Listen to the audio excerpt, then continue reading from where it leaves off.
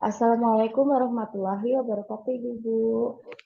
Waalaikumsalam warahmatullahi wabarakatuh. Bagaimana kabarnya hari ini? Alhamdulillah baik. Alhamdulillah. Terus, yang pertama-tama saya ucapkan banyak terima kasih kepada Ibu yang telah meluangkan waktunya untuk mengikuti acara penyuluhan kita pada hari ini, yaitu mengenai pemeliharaan kesehatan gigi dan mulut, terutama bagi anak-anak kita yang luar biasa. Jadi di sini langsung saja kita ke materinya. Di sini ada nggak ya yang mempunyai gigi seperti ini?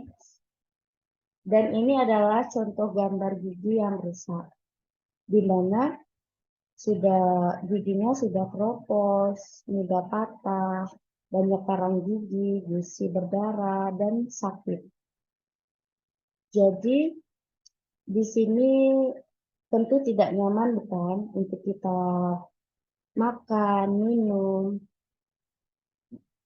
dan juga untuk penampilan. Membuat kita tidak pede bukan? Jadi di sini ada gambaran seperti bakteri pada mulut yang sangat nyaman berada di mulut kita yang lengket dan kotor karena kita jarang menggosok gigi atau malas menggosok gigi. Dan lama-kelamaan bakteri tersebut akan merusak gigi kita dan membuat sakit. Nah, tadi kan sudah melihat tuh contoh gigi yang rusak. Jadi sekarang ada juga yang contoh gigi yang sehat. Jadi di sini gigi yang sehat itu ada pun ciri-cirinya yaitu satu tidak terasa sakit, dua tidak ada karies, tiga saat mengunyah tidak terasa nyeri, empat leher gigi tidak kelihatan, lima tidak goyang, enam tidak terdapat plak, tujuh warna gigi putih kekuningan, 8 tidak terdapat karang gigi, 9 mahkota gigi utuh. Adapun ciri-ciri gusi yang sehat itu yaitu berwarna merah muda, gusi yang terdapat di antara gigi yang satu dengan yang lain runcing atau seperti bulan sabit. Yang ketiga melekat erat pada tulang. Yang keempat jika dikeringkan kulitnya seperti kulit jeruk.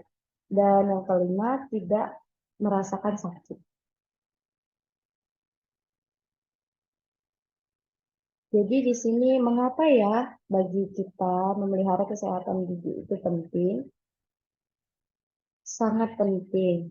Karena jika kesehatan gigi dan mulut kita abaikan, maka ada beberapa penyakit yang akan timbul. Yaitu yang pertama, karies atau gigi berlubang.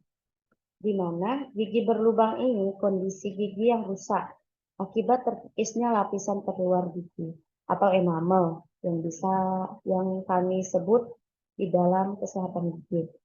Kondisi ini disebabkan oleh penumpukan bakteri di mulut akibat sering mengonsumsi makanan manis dan kurang menjaga kebersihan mulut. Ya, contohnya seperti gambar yang kita tampilkan di awal tadi, gigi berlubang yang terdapat banyak karang. Kemudian ada gingivitis atau radang gusi. Radang gusi adalah kondisi yang terjadi karena kurang terjaganya kebersihan mulut atau menumpuknya karang gigi. Infeksi akan terjadi di bagian gusi disebabkan oleh banyaknya bakteri di bagian plak dan karang gigi. Jadi, jika kita mempunyai karang gigi, sebaiknya cepat-cepat untuk membersihkannya ke dokter gigi atau ke pelayanan kesehatan gigi supaya tidak terjadi peradangan pada gusi yang menyebabkan sakit. dan juga gusi bisa berdarah. Dan kemudian ada hilotosis atau bau mulut. Bau mulut itu ada hubungannya dengan lubang gigi.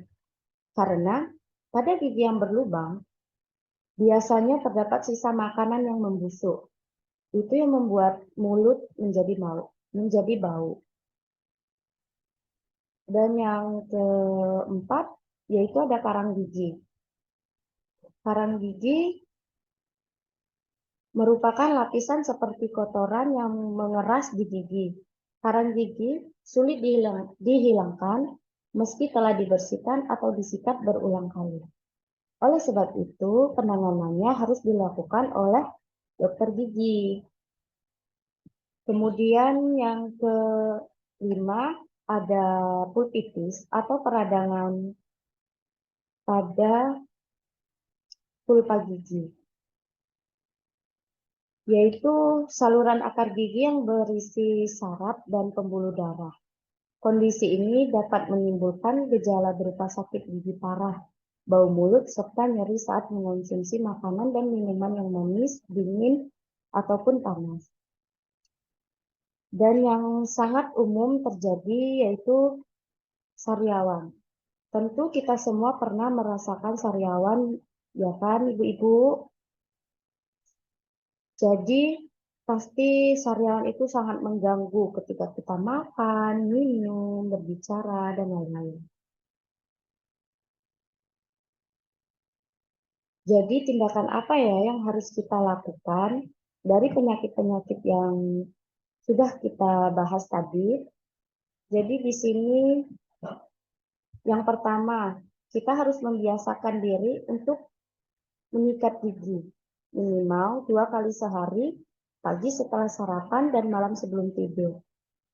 Jadi di sini ibu-ibu, kita harus membiasakan anak-anak kita, terutama anak-anak kita yang sangat spesial, untuk sering untuk menyikat gigi 2 kali sehari, pagi setelah sarapan dan malam sebelum tidur. Itu adalah salah satu cara untuk mencegah penyakit gigi dan mulut. Kita harus menggunakan pasta gigi yang mengandung fluoride. Pasta gigi yang mengandung fluoride ini ibu-ibu tidak perlu khawatir. Sekarang sudah banyak di pasaran yang bisa kita temukan. Hampir semua pasta gigi sekarang sudah mengandung fluoride.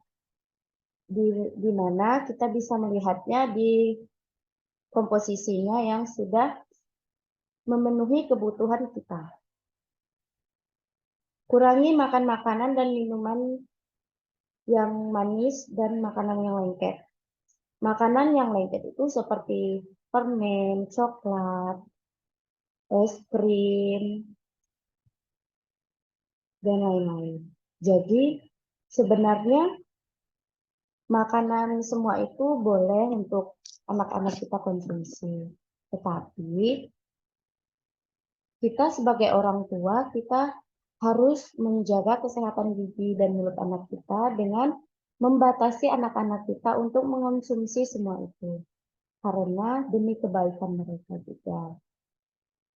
Kemudian yang terakhir, ada kontrol gigi ke pelayanan kesehatan gigi minimal 6 bulan sekali. Jadi, ibu-ibu, kita harus membiasakan anak-anak kita untuk pergi ke pelayanan kesehatan gigi untuk memeriksa gigi, supaya kita mengetahui penyakit gigi dan mulut anak kita lebih awal.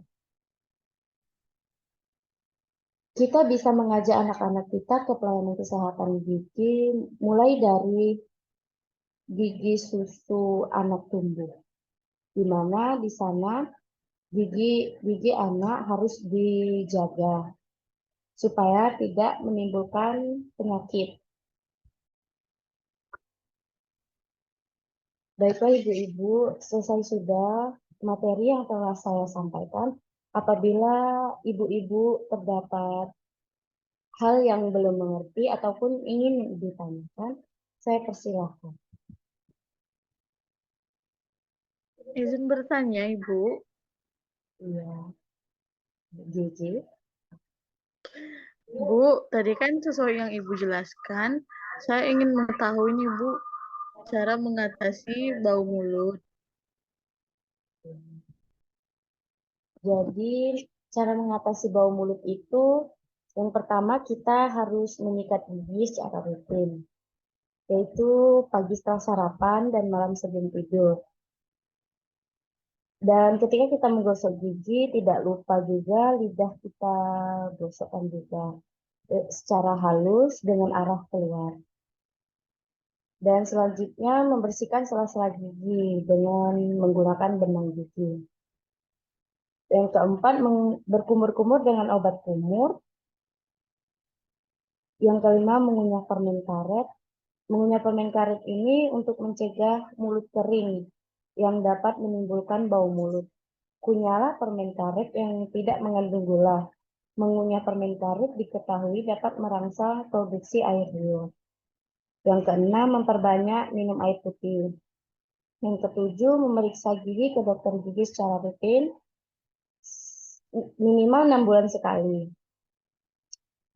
Itulah tadi jawaban dari saya, Ibu. Semoga bisa dimengerti. Baik, Ibu. Terima kasih atas jawabannya. Ya, sama-sama.